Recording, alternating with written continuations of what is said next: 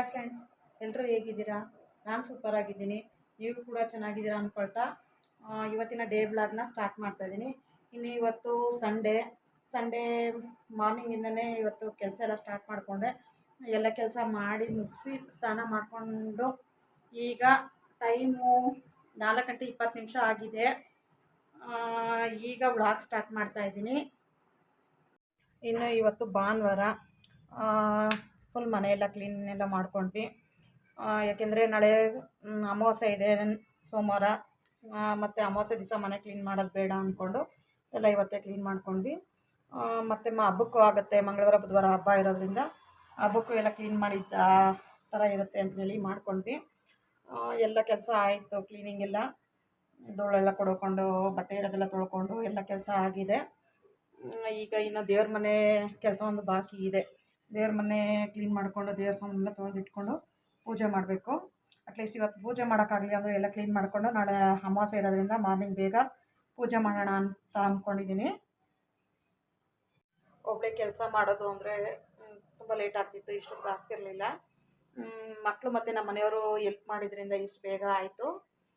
ನಾನು ದೇವ್ರ ಸಾಮಾನೆಲ್ಲ ತೊಳೆದು ಎಲ್ಲ ರೆಡಿ ಮಾಡಿ, ದೇವ್ರ ಮನೆಯೆಲ್ಲ ರೆಡಿ ಮಾಡಿ ಆಮೇಲೆ ನಿಮಗೆ ಸಿಗ್ತೀನಿ. ಅಷ್ಟರಲ್ಲಿ ಬೆಳಗ್ಗೆಯಿಂದ ಮಕ್ಕಳು ಮನೆಯವರೆಲ್ಲ ಏನೇನು ಕ್ಲೀನ್ ಮಾಡಿದ್ರು, ಹೇಗೆ ಕ್ಲೀನ್ ಮಾಡಿದ್ರು ಅಂತ ಒಂದ್ಸರಿ ಹೋಗಿ ನೋಡ್ಕೊಂಬನ್ನಿ. ಇನ್ನು ಮನೆ ಕೆಲಸ ಎಲ್ಲ ಮಾಡಿಕೊಂಡು ಹೊಟ್ಟೆ ದೇವ್ರನ್ನ ಮರೆಯೋ ಆಗಿಲ್ವಲ್ಲ, ಅದಕ್ಕೆ ಇವತ್ತು ಕೆಲಸ ಎಲ್ಲ ಇರುತ್ತೆ ಅಂತೇಳಿ ಬೆಳಗ್ಗೆ ತಿಂಡಿ ಏನೂ ಮಾಡಲಿಲ್ಲ. ಒಟ್ಟಿಗೆ ಅಡುಗೆನೇ ಮಾಡಿಕೊಂಡೆ. ಅಡುಗೆ ಅಂದರೆ ಸಾಂಬಾರು ಮಾಡಿಟ್ಟೆ, ಮಸೊಪ್ಪು ಸಾರು ಮಾಡಿದೆ. ನೋಡಿ, ನಮ್ಮ ಮನೆಯವರೆಲ್ಲ ಹಾಲಲ್ಲೆಲ್ಲ ಧೂಳು ಕೊಡುತ್ತಾ ಇದ್ದಾರೆ, ಮತ್ತು ರೂಮಲ್ಲೆಲ್ಲ ಧೂಳೆಲ್ಲ ಕೊಡುವಿ. ನನ್ನ ಮಗ ಬೇರೆ ಅವ್ರಿಗೆ ಡಿಸ್ಟರ್ಬೆನ್ಸ್ ಮಾಡೋಕ್ಕೆ ಅಂತಲೇ ನಾನು ಮಾಡ್ತೀನಿ ಅಂತ ಹೋಗಿ ಇದು ಮಾಡ್ತಾನೆ. ಅದರಿಂದ ಸ್ವಲ್ಪ ಲೇಟ್ ಆಗುತ್ತೆ ಕ್ಲೀನಿಂಗು. ಈ ಕಿಚನೆಲ್ಲ ಕ್ಲೀನ್ ಮಾಡಿ ಮತ್ತು ಈಗ ರೂಮಲ್ಲೆಲ್ಲ ಕ್ಲೀನ್ ಮಾಡ್ತಾ ಇದ್ದಾರೆ. ನಮ್ಮ ಮೀತು ಎಲ್ಲೂ ಇರೋಲ್ಲ, ನಾನು ಕ್ಲೀನ್ ಮಾಡ್ತೀನಿ ಅಂತ ಮಾಡ್ತಾನೆ ನೋಡಿ. ಭಯ ಆಯ್ತು ಅದಕ್ಕೆ ಹೇಳ್ಬಿಟ್ಟ.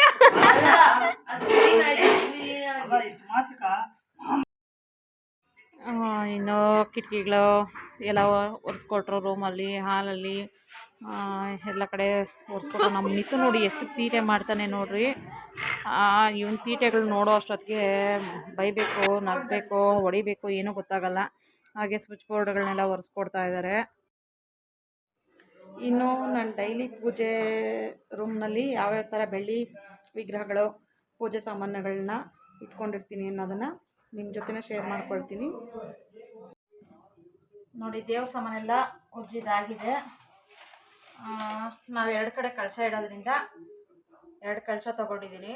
ಇದು ಮೊದಲನೇದು, ನಾನು ತೊಗೊಂಡಿದ್ದು ಫಸ್ಟ್. ಇದು ನಾನು ಮದುವೆ ಆದಮೇಲೆ ತೊಗೊಂಡಿದ್ದು, ಆವಾಗಿಂದ ಇಟ್ಟು ಪೂಜೆ ಮಾಡ್ತಾಯಿದ್ದೀನಿ. ನೋಡಿ, ಇದೊಂದು.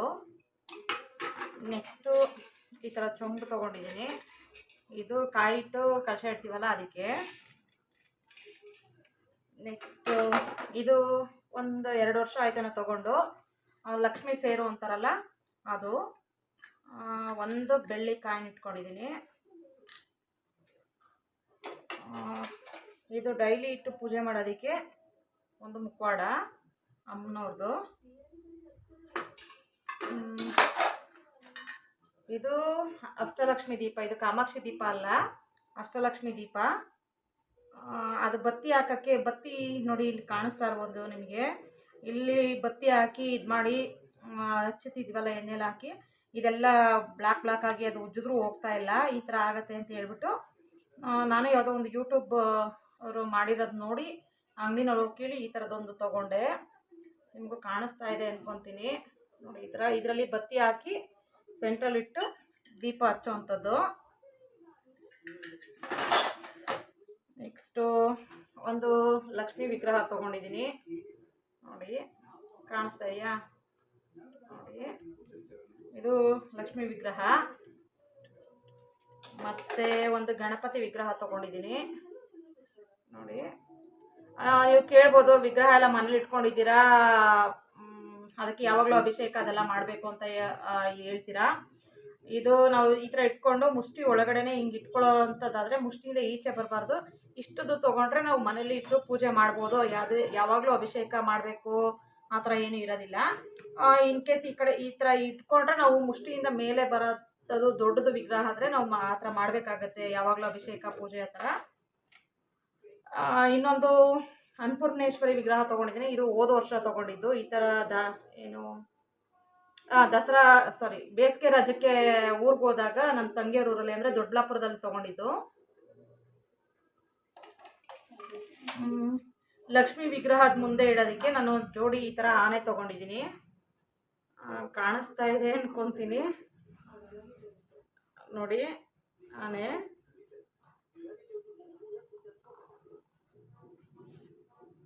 ಅದು ಇಡೋಕ್ಕೆ ಆಗ್ತಾ ಇಲ್ಲ ನೋಡಿ. ನೆಕ್ಸ್ಟು ಒಂದು ಈ ಥರ ಹಸು ಗೋಮಾತೆ ತೊಗೊಂಡಿದ್ದೀನಿ. ಇದು ಹಸು ಮತ್ತು ಇದು ಕರು ಇರೋ ಥರದ್ದು ನಾನು ತೊಗೊಂಡಿದ್ದೀನಿ. ಕಳಶ ಇಡೋದಕ್ಕೆ ಒಂದು ಬೆಳ್ಳಿ ತಟ್ಟೆ ತೊಗೊಂಡಿದ್ದೀನಿ. ಅದು ಬಿಟ್ಟರೆ ಒಂದು ಜೊತೆ ದೀಪ ಇದೆ. ಇನ್ನು ಯಾವಾಗಲೂ ನಾವು ಮುಖವಾಡ ಇಡ್ತೀವಲ್ಲ, ಯಾವಾಗಲೂ ಇದು ಅರ್ಶಿನ ಕೊಂಬು ಕಟ್ಟೋದು ಬೇಡ ಅಂಥೇಳಿ ನಾನು ಒಂದು ಚಿನ್ನದ್ದು ತಾಳಿ ಮಾಡಿಸ್ಕೊಂಡಿದ್ದೀನಿ. ಈ ಥರದ್ದು ಕರಿಮಣಿ ಕೊಂಡಿಸ್ಕೊಂಡಿದ್ದೀನಿ. ಲಕ್ಷ್ಮೀ ಇದ್ದಲ್ವ, ನಾವು ಸ್ವರೂಪ ಅಲ್ವಾ ನಾವು ಕಳಶ ಇಡೋದು, ಅದಕ್ಕೋಸ್ಕರನೇ ಈ ಥರ ಮಾಂಗಲ್ಯ ಸರ ಮಾಡ್ಕೊಂಡಿದ್ದೀನಿ ನಾನು. ಅಷ್ಟೇ ಫ್ರೆಂಡ್ಸ್, ನಮ್ಮ ಮನೇಲಿರೋ ಬೆಳ್ಳಿ ಐಟಮ್ಸ್ ಇಷ್ಟೇ ನೋಡಿ. ನನ್ನ ಮಗಳು ಹಬ್ಬಕ್ಕೆ ಅಂತ ಮೆಹಂದಿ ಹಾಕೋತಿದ್ದಾಳೆ, ಅವಳೆ ಹಾಕೋತಾ ಇದ್ದಾಳೆ. ಚೆನ್ನಾಗಿ ಹಾಕ್ಕೊಂಡಿದ್ದಾಳಲ್ವ?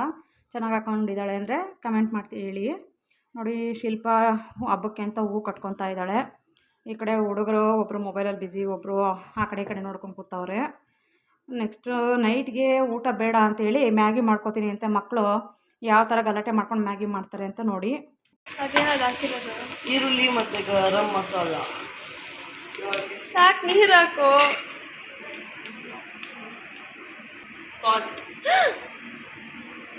3 ಜನಕ್ಕೆ ಮಾಡ್ತಾ ಇರೋದು. ಸೊ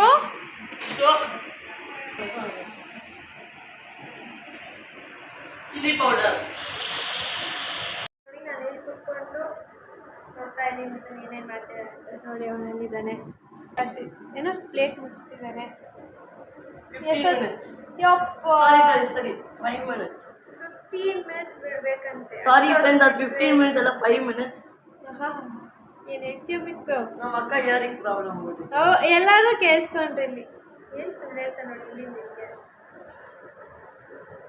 ಇವಾಗೇನು ಫಸ್ಟ್ ಟೈಮ್ ಅವನು ಯಾವಾಗಲೂ ಅವನಿಗೆ ಮಾಡ್ಕೊತಿದ್ದ, ಆದರೆ ಇವತ್ತು ನನಗೆ ಮಾಡ್ಕೊಡ್ತಿದ್ದ. ಅಮ್ಮನಿಗೆ ಅಮ್ಮನಿಗೂ ಮಾಡ್ಕೊಡ್ತಿದ್ದಾನೆ. ಇದು ನೋಡ್ಬೇಕು, ಕಾದು ನೋಡಬೇಕು. ನಾನು ಮಾಡ್ತಾನೆ, ಚೆನ್ನಾಗಿರ್ತಿತ್ತು. ಬರೀ ಸುಳ್ಳು. ಚೆನ್ನಾಗಿರ್ತಿತ್ತು. ನೋ, ಯಾಕಂದರೆ ನಾನು ಜಾಸ್ತಿ ಇದಾಕೊಂಡಿರ್ತೀನಿ, ಗರಂ ಮಸಾಲ ಮತ್ತು ಖಾರದ ಪುಡಿ ಮತ್ತು ಸಾಲ್ಟ್. ಬರೀ ಅದೇ ಹಾಕಂತಿದ್ರೆ ಅಷ್ಟೇ. ಏನಾಯ್ತದೆ ಈಗ? ತಟ್ಟೆ ಇರ್ತದ? ಯಾಕೋ ಏನಾಯ್ತು ನೋಡಿ. ಈಗ ರೆಡಿ ಆಗ್ತಾ ಇದೆ. Yummy Maggi. ಯಮ್ಮಿ ಮ್ಯಾಗಿ ಮಾಡಿರೋದು ಮಿಕ್ಕದು. ಹೌದು, ತಿನ್ಬಿಟ್ಟು ನೋಡ್ತೀನಿ, ಕೈ ಟೇಸ್ಟ್ ಮಾಡಿ ನಿಮ್ಗೂ ಹೇಳ್ತೀನಿ. ಓಕೆನಾ? ಇನ್ನು ಎಷ್ಟೊತ್ತು ಸುಟ್ಕೊಂಡೇನೋ ಹಂಗೆ ಆಗ್ಬೇಕು. ಮುಚ್ಚಾದ್ರ ಮೇಲೆ ಸಾಕು. ವಾಟರ್ ಆಗಿದೆ, ಸ್ವಲ್ಪ ಮುಚ್ಚಿಬಿಡೋದು. ದೊಡ್ಡ ಶೆಫ್ ಹೇಳ್ತಿದ್ದಾನೆ ಕೇಳಿ. ನೆಕ್ಸ್ಟ್ ಟೈಮ್ ಯಾರೇ ಮ್ಯಾಗಿ ಮಾಡ್ಕೋಬೇಕು ಅಂದ್ರೂ ಮಿಥುನ್ ಹತ್ರ ತಂದ್ಕೊಡಿ, ಮಾಡ್ಕೊಡ್ತಾನೆ.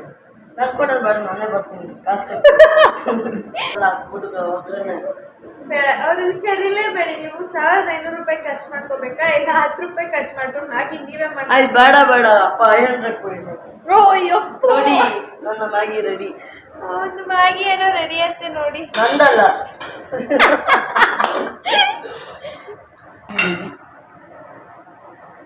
ಏಯ್, ಸಿಗೋದಿದೆ ಮಿತ್ತು. ನೀನು ಭಯ ಇರ್ತಾರೆ ಯಾರಾದರೂ ಟೇಸ್ಟ್ ಮಾಡ್ತಿದ್ರೆ ಯಾರು ತಿನ್ನಕ್ಕಾಗಲ್ಲ ಮಿಥುನ್. ಮತ್ತೆ ಯಾರಿಗೂ ಉಳಿಯೋದು ಇಲ್ಲ. ಮತ್ತೆ ಟೇಸ್ಟೇ ಮಾಡಬೇಡ. ಅಲ್ಲಿ ಸೀದಾ ನೋಡಿ, ಈಗ ಹಾಕೊಡ್ತಿದ್ದಾನೆ ಎಲ್ಲರಿಗೂ. ಈಗ ನೋಡಿ ಕೊಟ್ಟಿದ್ದಾನೆ, ತಿಂತಾ ಇದ್ದೀನಿ. ತ್ವಚೆಯ ಸೋಂಕು ಅದು ಮತ್ತೆ ಬರುತ್ತೆ. ತ್ವಚೆಯ ಸೋಂಕಿಗೆ ಕಾರಣ ಕೀಟಾಣು. ಇನ್ನು ನಾಟ್ ಬ್ಯಾಡ್. ಹೆಂಗೈತೆ ನಿನಗೆ ಮಿತ್ತು? ಚೆನ್ನಾಗೈತೆ. ಅಮ್ಮ ಹೆಂಗಿದಮ್ಮ? ನಾನು ಮಾಡ್ದಂಗಿಲ್ಲ, ನೀವು ಮಾಡ್ದಂಗಿದೆ.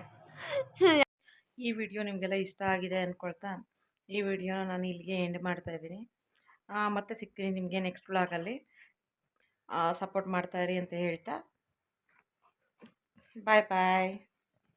ಈ ವಿಡಿಯೋ ನಿಮಗೆಲ್ಲ ಇಷ್ಟ ಆಗಿದರೆ ಲೈಕ್ ಮಾಡಿ, ಶೇರ್ ಮಾಡಿ, ಕಮೆಂಟ್ ಮಾಡಿ, ಹಾಗೆ ಸಬ್ಸ್ಕ್ರೈಬ್ ಮಾಡೋದನ್ನು ಮರಿಬೇಡಿ. Thank you for the watching.